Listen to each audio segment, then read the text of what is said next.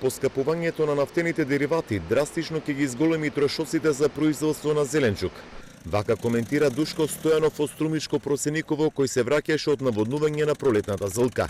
Според него, ова е дополнителен удар за земјоделците, кои не знаат каков ќе биде пласманот, а на стартот од сезоната се соочија со високи цени на репроматеријалите. Не знам што ќе се прави со земјоделието.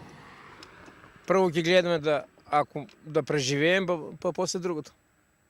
Иначе друго че реќе нема. Ако дојде до смирувана ситуацијата, па може ќе има нешто подобрувано. Ако не дојде до смирувана ситуацијата, тешко за нас. За Стојанов, проблем е што одделни бензински во Струмица не дозволуваат точење гориво во туби и канистри за земјоделски потреби. Можело да се точе само во трактори. Сега не давале гориво у туба. А како ќе го донесам моторот до нивата, ушо ќе ставам гориво. Мора да турам гориво од туба, па да донесам мотор да му ставам на нивата кој е. Драги Памуков, во анализата на 24 телевизија го повика министерот за земјоделство Николовски за предвремена исплата на субвенциите, но и исплата на зелената нафта, за да се амортизира колку толку ударот од поскапувањето на цените на репроматеријалите и нафтените деривати. И го замолувам министру, што побрзо да ги дадат субвенциите сега. Што побрзо, ако можат, сме на работ, ќе не можеме да произведуваме друга култура, втора култура која треба да ја садам.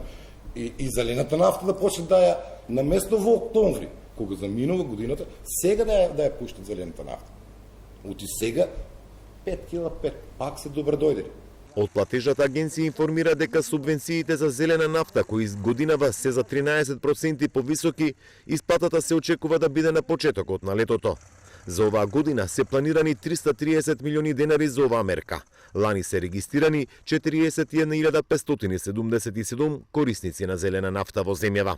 Пластениците во Струмичко веќе се подигнати и засејани со зеленчук. Првите посериозни производствени количини ги очекуваат при крајот на месецов. Земјоделците тврдат дека производствените трошоци енормно им се зголемени, откако на почетокот на сезоната плаќаат двојно поскапи земјоделски репроматеријали, а сега изголемена цена на нафтените деривати.